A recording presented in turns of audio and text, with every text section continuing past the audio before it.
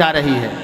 एक जेल में बंद है, कोई रामपाल है, उसका पोस्टर मैंने गांव गांव शहर शहर देखा महाराज।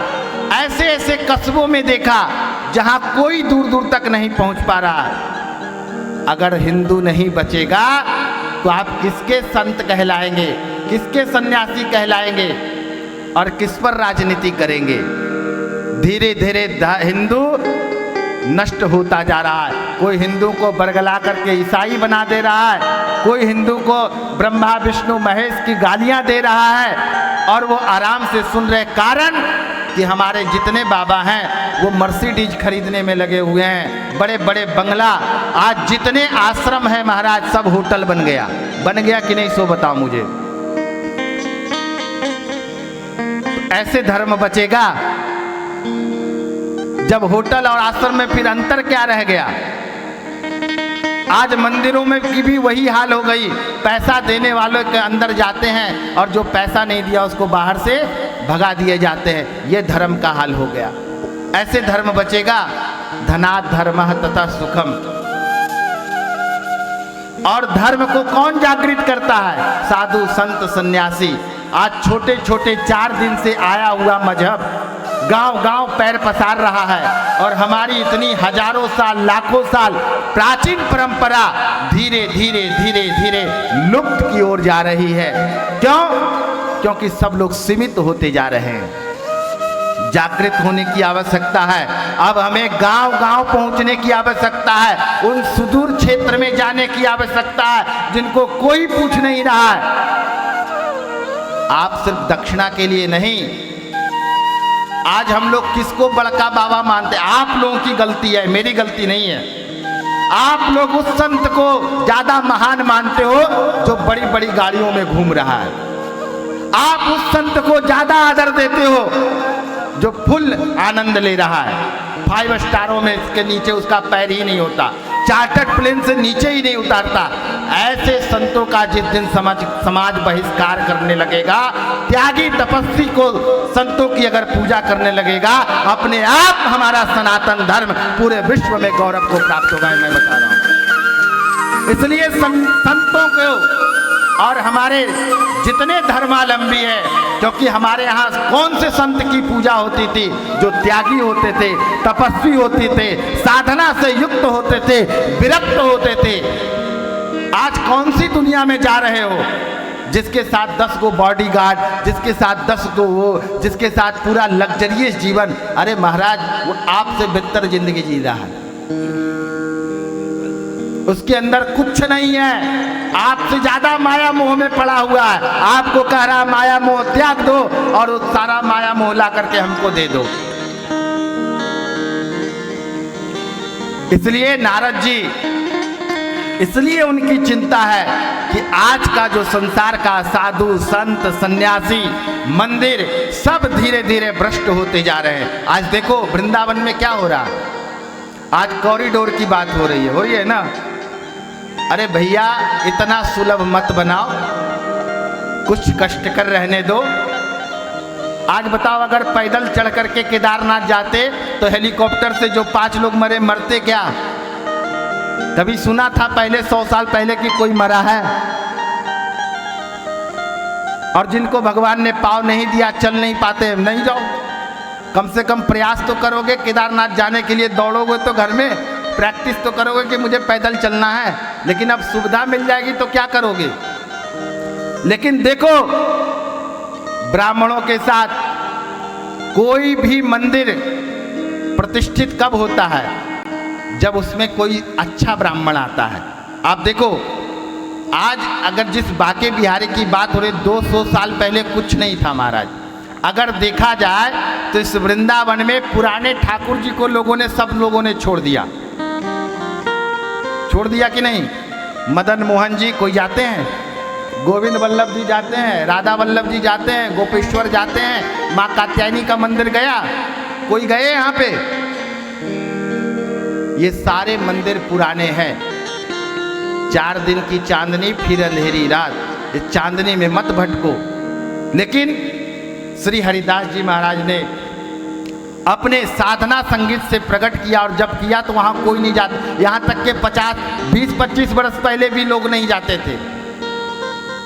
लेकिन यहाँ के वृंदावन धरा के गोस्वामी लोग जब कोई नहीं जाता था तब उनकी सेवा करते थे, उनकी पूजा करते थे, उनको भोग लगाते थे और उनकी सारी षोडोपचार पूजन करते थे जब एक व्यक्ति नहीं जाता था। लेकिन आज जब उसकी प्रसिद्धि होने लगी, जब लोगों की ताता लगने लगी, तो गिद्ध दृष्टि सरकार की पड़ गई कि अब तो यहाँ माल आ रहा है महाराज। अरे वो गिद्ध दृष्टि और जगह क्यों नहीं पड़ रही है तुम्हारी? ये वृंदावन से पहले कौन सी जगह है? वृंदावन का भी अस्तित्व कहाँ से है? मथुरा से है। पहले भगवान कहाँ आए? मथुरा में आए। सरकार को सबसे पहले मथुरा का मंदिर बनाना चाहिए, वहां का कॉरिडोर बनाना चाहिए, फिर वृंदावन की सोचना चाहिए। आज हमारे मथुरा में भगवान कहाँ पड़े हैं? आज हमारी जनता कहाँ जा रही है वहां पे? आज अगर जनता ये वृंदावन में छोड़ करके अगर मथुरा जाती, जड़ को पूजो महाराज, जिस जड़ में चैतन्यता होती है पूरा वृक्ष हरा भरा होता है। भगवान का पदार्पण कहाँ हुआ? पहले मथुरा में आए, बाद में वो वृंदावन में आए। वहां कोई देखने वाला नहीं। क्यों? क्योंकि वहां माल नहीं आ रहा है, वहां पैसा नहीं आ रहा है, किसी की दृष्टि नहीं है। इसलिए हाथ जोड़ करके विनती है, अगर भगवान का साक्षात दर्शन करना हो तो ये जितने अभी हैं वो सब अभी के हैं, लेकिन अगर प्राचीन अगर हम सब हिंदुओं का स्थान है तो वो भगवान मथुरा में जो कृष्ण जन्मभूमि है वो हम सबका मूल स्थान है। वहां हिंदुओं को जाना चाहिए और वहां पर चढ़ावा करना चाहिए, और सरकार को सबसे पहले उस पे जो कलंक जो वहां पर है उस कलंक को मिटना चाहिए। किसने लोगों ने किया?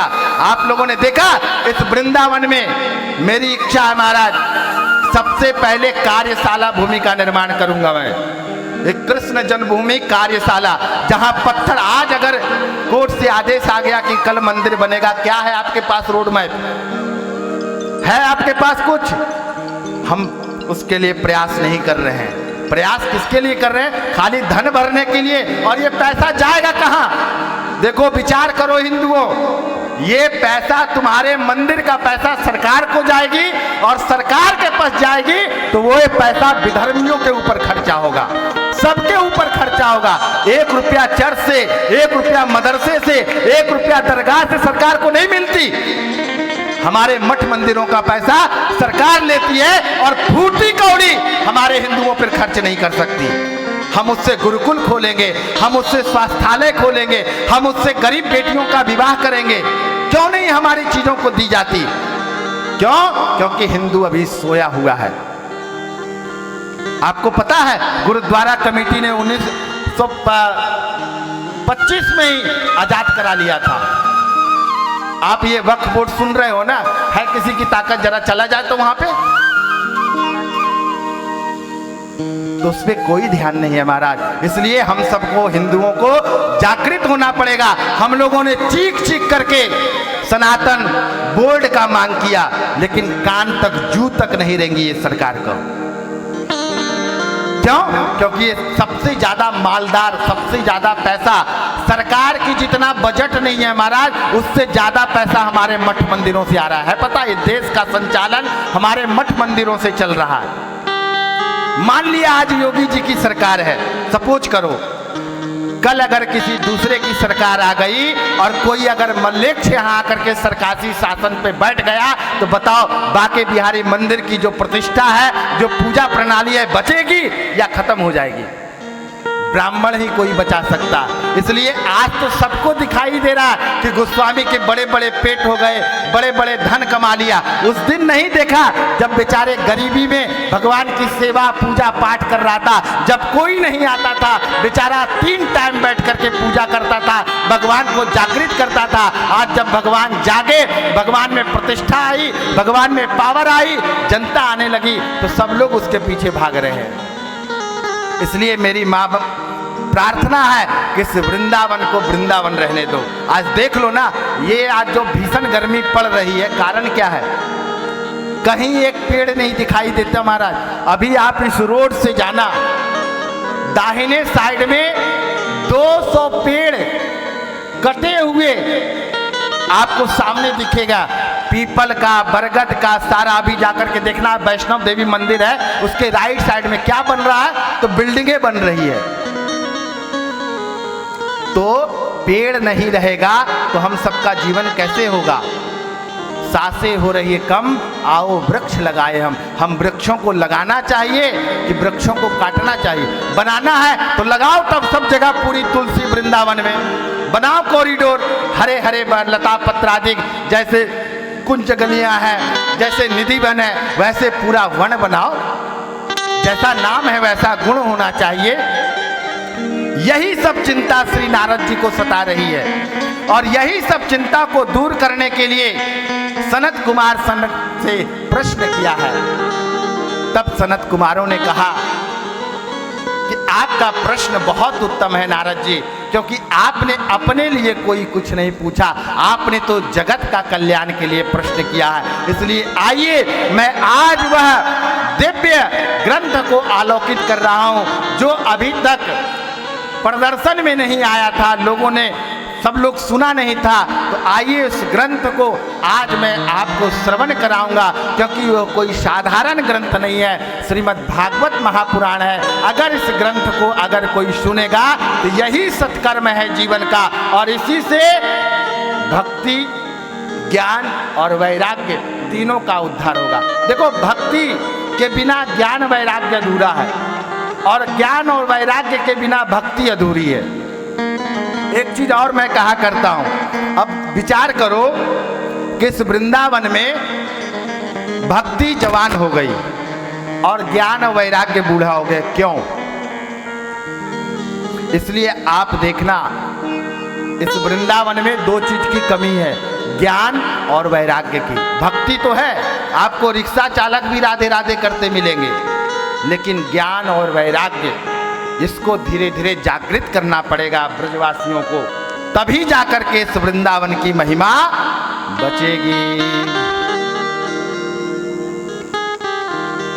उसी समय सनत कुमार हरिद्वार की पावन धरा पे, आनंद तट पे श्री नारद जी महाराज को यह दिव्य कथा, श्रीमद् भागवत कथा रसपान करा रहे हैं। उसी समय भक्ति महारानी जी अपने दोनों पुत्रों के साथ कथा में पधारती है, और जैसे ही सिर्फ महात्म्य की कथा, भक्ति, ज्ञान और वैराग्य श्रवण करते हैं, महात्म्य ही कथा सुन करके दोनों जो है युवाओं को प्राप्त हो जाते हैं, और पूरी निष्ठा के साथ पूरी भागवत कथा का रसस्वादन करते हैं। बोले श्रीमद् भागवत महापुराण की जय हो, कृष्ण कन्हैया लाल की जय हो। तो यह धन जो है परम धन है महाराज, और जो जीवन का सबसे बड़ा धन यह राधा नाम का ही है, भगवत नाम का ही है। इसलिए अगर जीवन में नोट सोट नहीं कमा पाओ तो कोई बात नहीं है, अपना डिपॉजिट नहीं कर पाओ तो कोई बात नहीं है, क्योंकि ये डिपॉजिट तुम्हारा नहीं है, तुम्हारे काम नहीं आएंगे। तुम्हारे लिए कई लोग इसको संभालने वाले आंख लगा करके बैठे हैं, कब ये टपके और ये माल हमारा हो जाए, है ना। लेकिन जो भगवत नाम का है, जो भगवान नाम का है, जो आज आप लोग कमा रहे हो, ये जो धन कमा रहे हो यहाँ बैठ करके भीषण गर्मी में तप करके बिना एसी का, ये धन कोई चुराने वाला नहीं है, ये डिपॉजिट कोई लेने वाला नहीं है, यही डिपॉजिट तुम्हारे साथ जाने वाला है, बाकी कुछ नहीं है। तो यह परम धन, जैसे ही यह कथा का रसपान किया महाराज, सभी लोग आनंदित हो गए और भक्ति महारानी नृत्य करने लगी है। उसी समय श्री सूत जी महाराज से सौनकादि 88,000 ऋषि पूछते हैं कि महाराज जी आप बताइए कि ये भागवत कथा सुन करके कोई पापी भी तरा है? कोई घोर पापी भी तरह है जिसने जीवन में सिर्फ पाप ही पाप किया हो? क्या ऐसा कोई दृष्टांत है? उसी समय सूत जी कहते हैं, तुंगभद्रा तटे पूर्वम भूतपत्तन्नमुत्तमम् यत्र वर्णा स्वधर्मेण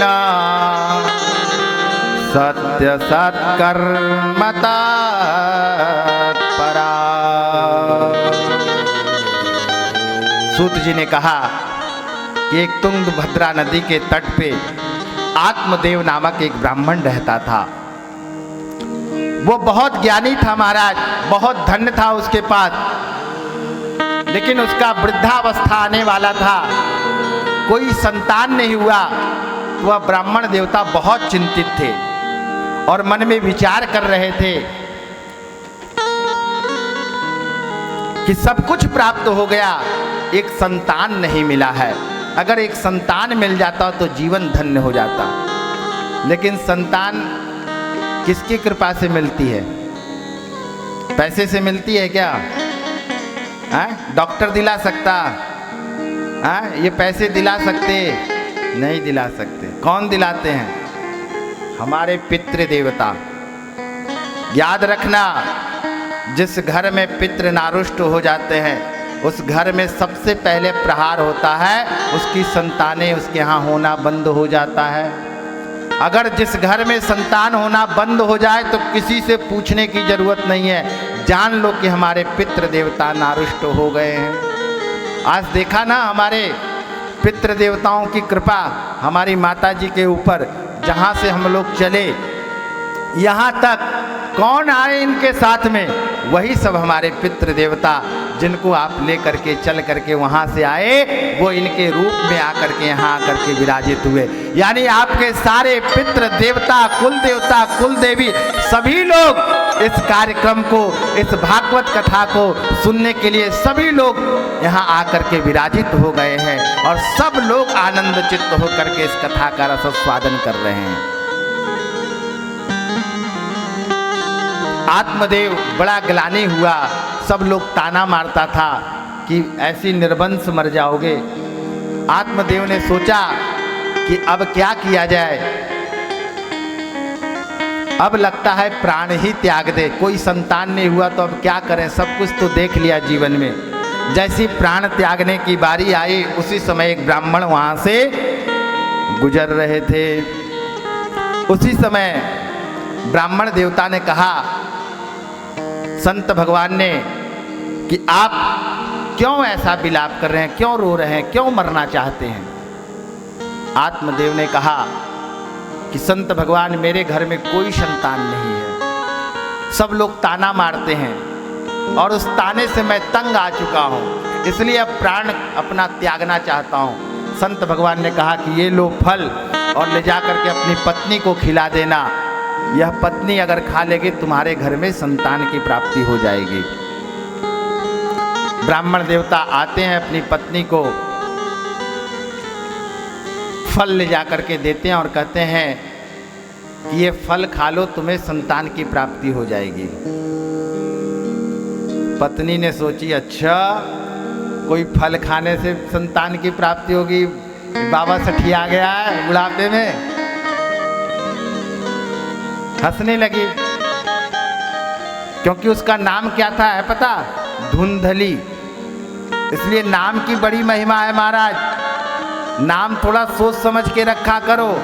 आजकल लोग कुत्तों वाली नाम रख रहे हैं, टिट्टू, पिट्टू, किट्टू, लिट्टू, डूब मरो।